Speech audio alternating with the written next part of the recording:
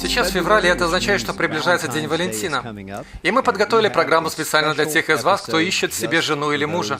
Сегодня доктор Дэвид Бернард будет говорить о том, какие черты стоит искать в будущем спутнике жизни неженатым и незамужним апостольским верующим. Надеемся, вы продолжите смотреть, чтобы услышать об этом. Доктор Бернард, как всегда, очень приятно, что вы с нами сегодня. У вас есть взрослые дети, которые все состоят в браке. Вы были пастором, так что вы были в том положении, когда, как я уверен, вы давали совет вашим детям, одиноким людям в церкви, совет по поводу того, что им следует искать в будущем супруге или будущей супруге. Так что мы хотим спросить вас сегодня, ради всех наших слушателей, которые не состоят в браке, кто находится в поисках того особенного человека, и накануне Дня Валентина они думают об этом. Какой у вас есть совет для них? Что им следует искать в будущем супруге? Позвольте мне поговорить о Божьем плане для брака. Если посмотреть на самое начало, когда еще грех не вошел в мир, можно увидеть первоначальный Божий план. В 1 и 2 главах книги Бытия говорится, как Бог сотворил мужчину и женщину. И Он сказал, что они оставят свои семьи, в которых родились, они соединятся друг с другом, они станут одной плотью. И под одной плотью, как я думаю, имеется в виду физическое, умственное, эмоциональное, духовное соединение. Так что они должны видеть себя одной семейной ячейкой, где их интересы переплетены. Когда апостол Павел в 5 главе послания к Ефесянам писал о семейных отношениях, основываясь на сказанном в книге Бытия, он писал о том, чтобы муж любил свою жену жертвенной любовью, чтобы он любил ее как самого себя, чтобы он заботился о ней и относился к ней как к себе. И, конечно, подразумевается, что она будет отвечать на это взаимностью. Так что я думаю, когда мы говорим о том, какие качества следует искать в будущем супруге, прежде всего нам надо учитывать Божью волю. И мы хотим учитывать взаимную совместимость для жизни вместе до конца своих дней. Также, я думаю, нам надо помнить о том, что в 6 главе 2 послания к Коринфянам сказано «не преклоняться под чужое ярмо с неверующими». Это можно применить к разным случаям, но я думаю, что самые близкие отношения, которые возможны при впряжении в одно ярмо, при соединении двух человек, это, очевидно, брак. Так что критерием номер 1 должно быть то, что оба равно пережили рождение свыше, равно приняли спасение. Но кроме этих общих ценностей, даже у людей в одной церкви могут быть очень разные ценности, касающиеся того, чего вы хотите в жизни, чего вы ожидаете, как вы стремитесь к святости. И в то время, как люди не обязательно должны быть одинаковыми, я имею в виду одинаковые идеи. У нас у всех есть свои личные мысли, чувства и убеждения, но когда дело касается основных вещей, что будет нашими приоритетами, когда мы будем устраиваться на работу, когда мы будем решать, где жить, когда мы будем решать, как воспитывать детей, возникает множество вопросов. Будем ли мы преданы церкви, будем ли мы верны в десятинах? Потому что если один говорит, я хочу ходить в церковь раз в месяц или тогда, когда мне захочется, или он скажет, я не думаю, что нам надо платить 10%, а может быть 1%, такие вопросы могут стать источниками конфликта. Когда я был пастором, я использовал книгу, и я думаю, она доступна и сегодня, и, наверное, доступны и другие, более свежие, но она называлась «Руководство по подготовке к браку». И в ней приводится ряд вопросов, что вы ожидаете, во что вы верите, что вы думаете. И мужчина и женщина отвечают на эти вопросы и потом сравнивают свои ответы. И эта книга была прекрасным инструментом, потому что люди говорят, мы любим друг друга, но они на самом деле не знают друг друга. И отвечая на вопросы, они удивляются, о, ты веришь в это? О, ты так думаешь? О, это твой приоритет? И лучше выяснить это до того, как вы поженитесь, чем после свадьбы. Так что я твердо убежден в необходимости духовного консультирования перед вступлением в брак вместе с обсуждением каких-то практических вещей. Итак, возвращаясь к вашему вопросу. Первое. Определенно, оба равно должны быть рождены свыше, получить спасение. Второе. У обоих должны быть очень похожие ценности, когда дело касается таких вопросов, как церковь, служение Богу, жизнь в святости, воспитание и обучение детей. В таких вопросах должно быть общее согласие. Вы должны обсуждать это. Я думаю, третье, близко связанное с этим, между вами должно быть хорошее общение. Тот, с кем вы собираетесь вступить в брак, должен быть вашим лучшим другом. Все может начинаться с дружбы. Да, отношения могут начаться с романтики или симпатии, но в какой-то момент должны развиться крепкие дружеские отношения. У вас должно быть хорошо налажено общение. Потому что если вы хорошо общаетесь, то всякую серьезную проблему можно успешно разрешить. Но если у вас не налажено хорошее общение, то всякая проблема может стать серьезной проблемой. Так что ищите того, с кем вам нравится разговаривать, с кем вам нравится проводить время, с кем вы хорошо общаетесь. Знаете, у нас в западной культуре, я думаю, это правильно, есть это сильное чувство романтики, симпатии, влюбленности. Что интересно, я вырос в Корее много лет назад. Сейчас там что-то изменилось, но их традиции были браки по договоренности. В самой традиционной форме это происходило так. Семьи встречались, и без участия детей они решали, кто на ком женится и кто за кого выйдет замуж. Потом у детей было право отказаться, но когда я там жил, это было обычным делом, и люди могли пойти в агентство, у них там была книга со списком людей, потенциально готовых вступить в брак. Там указывалось их образование, жизненный опыт, семейное прошлое и прочая подобная информация. И можно было полистать эту книгу и найти людей, которые кажутся подходящими. И родители двух людей встречались, разговаривали, потом встречались уже сами дети и решали, получится ли у них создать семью. В церквях они просили пастырей помочь с этим. Конечно, я не считаю, что это то, что нам стоит делать, но в этом есть важный принцип, потому что многие из таких традиционных браков сохранялись, и между людьми развивалась любовь. Но что я хочу сказать, они подчеркивали, что между людьми должна быть совместимость. И если прошлое вашей семьи, ваше образование, ваш жизненный опыт, ваша культура полностью отличаются, то, конечно, я не говорю, что в таком случае не должен заключаться брак, но я просто говорю о том, что вы должны знать об этом, вы должны смотреть широко открытыми глазами и знать, что вам придется преодолевать определенные трудности и препятствия, вам придется прилагать особые усилия. И суть в том, что не нужно полагаться на то, что любовь на все закроет глаза, но нужно помнить, что предстоит серьезно работать. Я верю, что любовь – это самое главное. Но иногда мы думаем, что любовь – это когда мы встречаем кого-то, и этот человек нам сильно понравился, и мы называем это любовью с первого взгляда. Скорее всего, это на самом деле не любовь с первого взгляда, а влюбленность, увлеченность с первого взгляда. Что я имею в виду? Этот человек подходит под ваш образ, который вы создали в своем разуме. Либо это внешность, либо это то, как человек реагирует, отвечает. Это подходит под ваш образ. Но является ли на самом деле этот человек тем, о котором вы мечтали в своем разуме? Не обязательно. Возможно, что-то будет похоже, но вы не будете этого знать, пока вы по-настоящему не узнаете этого человека. Я думаю, что все не будет идеально совпадать. Нет идеальных людей, поэтому вам нужно скорректировать ваши ожидания в соответствии с реальностью, потому что никто не будет соответствовать всему в вашем списке критериев. А если вы найдете такого человека, который, кажется, соответствует всему вашему списку, может оказаться, что человек не имеет чего-то намного более важного.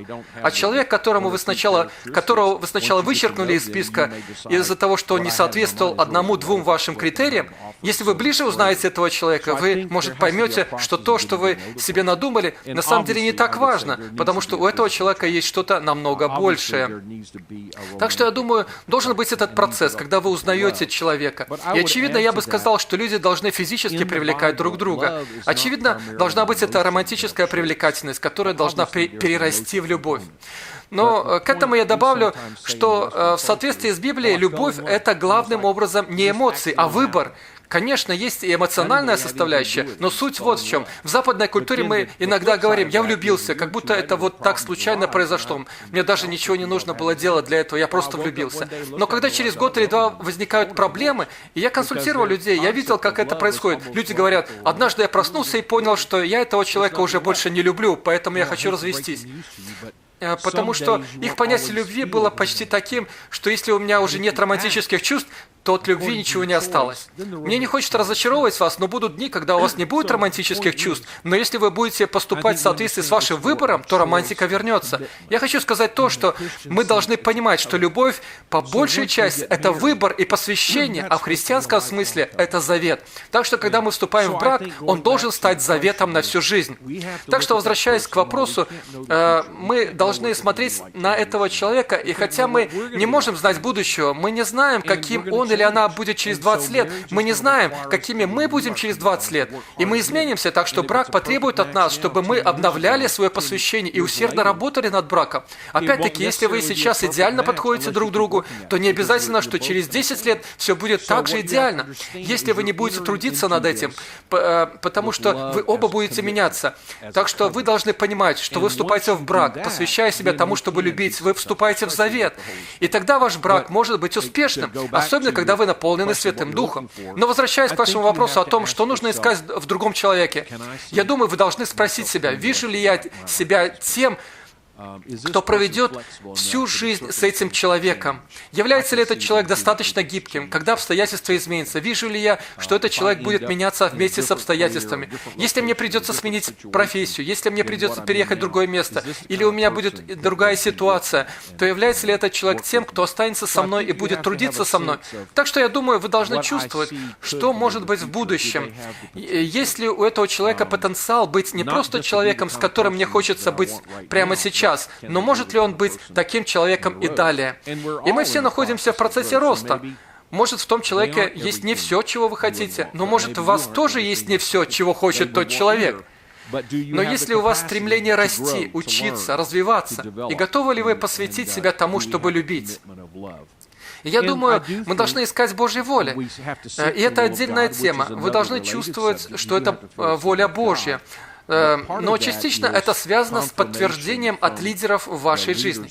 Не во всех случаях, но во многих случаях ваши родители знают вас очень хорошо, особенно если они тоже в церкви. И вам нужно прислушиваться к их совету очень внимательно. Если у них есть какие-то опасения, то вы должны воспринимать это очень серьезно. И, конечно, прислушивайтесь к вашему пастору. Будучи пастырем, я не пытался говорить людям, я узнал, что Божья воля в том, чтобы ты вступил в брак с тем человеком, или что ты не должен вступать в брак с тем человеком. Конечно, если это было против Божьего Слова, например, один человек был в церкви, другой не в церкви, то я говорил, нет, не вступай в брак с тем человеком.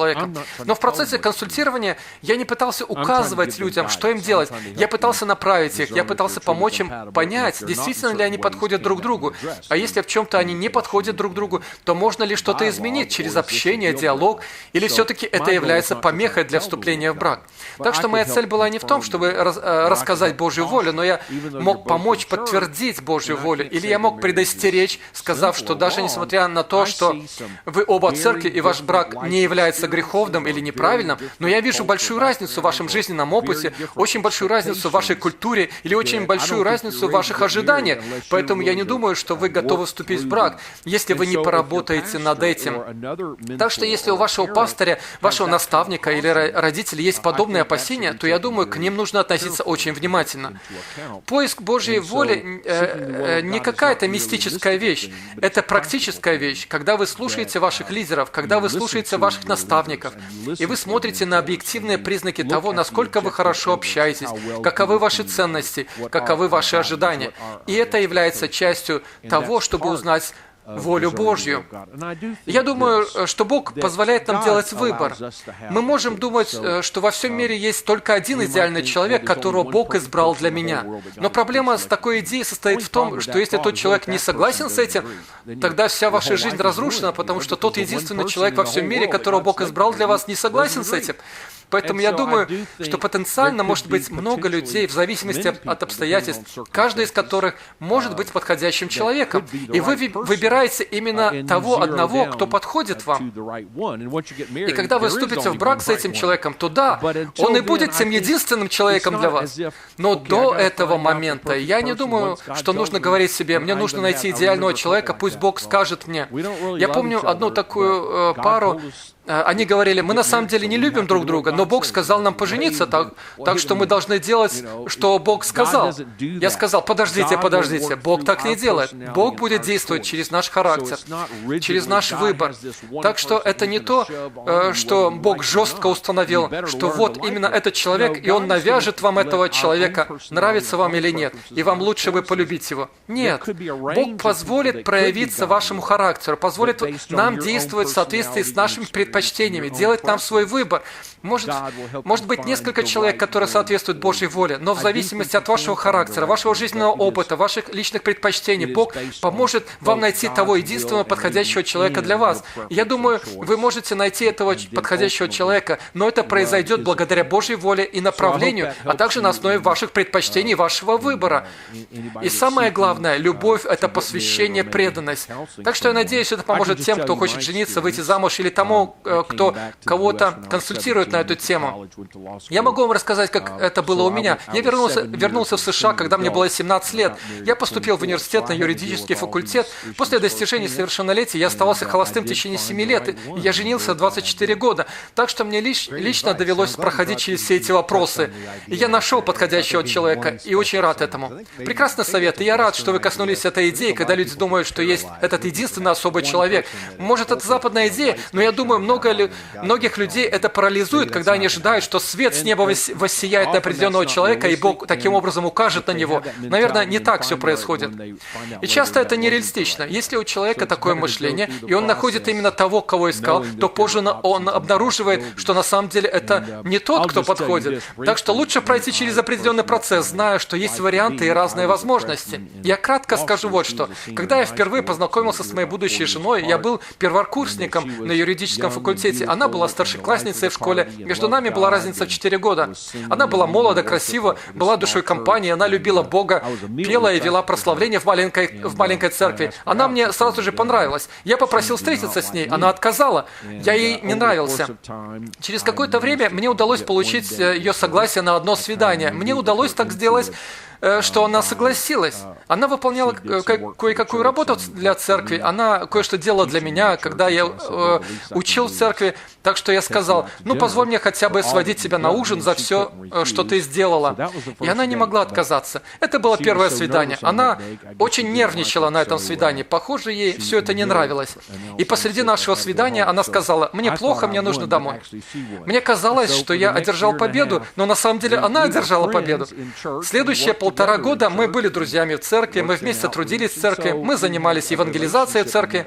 Так что в этом смысле мы поддерживали отношения, но она не проявляла интереса ко мне. Через 1,5 года, через определенное событие, я понял, что ее отношение немного изменилось. Так что я предпринял еще попытку. В этот раз я был успешен. Так что на своем опыте я узнал, что иногда тот, про которого вы думаете, что он не для вас или для вас, может пройти время, и вы оба можете прийти к общему заключению. Но главное, что мы доверяем, что Бог будет вести нас. Вот это мой жизненный опыт. Я рад, что вы поделились этой историей, потому что я думаю, вы таким образом помогли многим парням увидеть луч надежды. Спасибо, что слушали нас. Пусть Бог благословит вас. Благодарим, что вы послушали этот выпуск передачи «Жизнь апостольских верующих в 21 веке». Если вам понравилась эта передача, то, пожалуйста, уделите время, чтобы оставить отзыв в Apple Podcast, Spotify или вашем любимом приложении подкастов. Если вы смотрите на YouTube, то подпишитесь на канал, поставьте лайк этому видео и оставьте комментарий. Мы также рекомендуем посмотреть книги брата Бернарда на сайте pentecostalpublishing.com. Наберите в поиске «Дэвид Бернард», чтобы увидеть весь список книг. Не забудьте ввести код DKB10 при покупке, чтобы получить скидку в 10% на ваш заказ.